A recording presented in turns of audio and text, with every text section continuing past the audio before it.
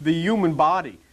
And basically, if you were to say what it boils down to, is the way that you take control of yourself. That's Kundalini. Rather than the lower self controlling you, this is the way that you control yourself. I mean, there are just certain ways and certain things that you do in order to make things happen. If you're going to install air conditioning, you have to follow principles in order to make the thing work. If you're going to install electricity, you have to follow that. In the same way, the ancients, the wisdom that came down from God, left us instructions on what to do in order to control your body and your mind rather than having the effect be the opposite.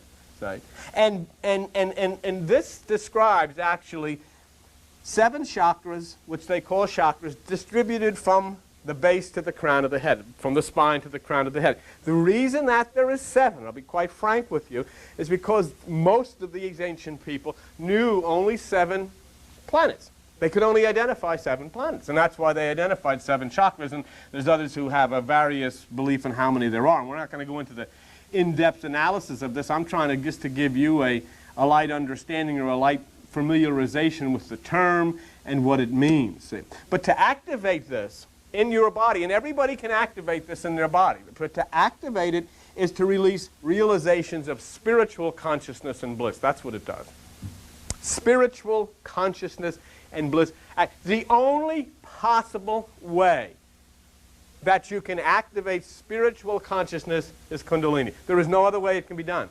It is impossible to do it any other way. And that's why it's so important that you become familiar with the term. Otherwise, you're into religion and you're dwelling in consciousness of the lower mind with all of its distractions. You can't work that way, and we'll show you that. See.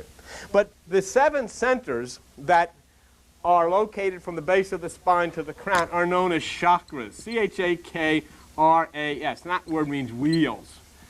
Okay.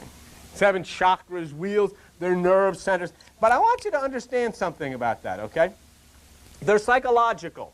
And that's very, very, very important for you to know. Okay? They're psychological, which means if your doctor was to look and x-ray your spine or open your back and inspect your spine from the base to the crown, he wouldn't find any of these chakras. And what is being said here is that in each place, in each area where a chakra, quote-unquote, is located, there is something to be overcome, whether it be in the base, the sexual area, the heart area, the throat area, the solar plexus, up into the head and up into the crown. There has to be an overcoming, but these are not physical things that you can find or any doctor could find attached to your body. So understand that.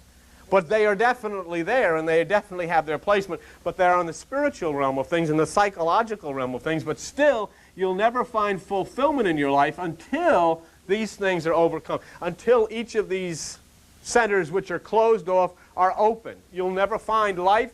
You'll never find spirituality. You'll spend your life praying and reading Bibles and reading Bibles and reading Bibles, but you will not experience that which is the essence of life. Okay?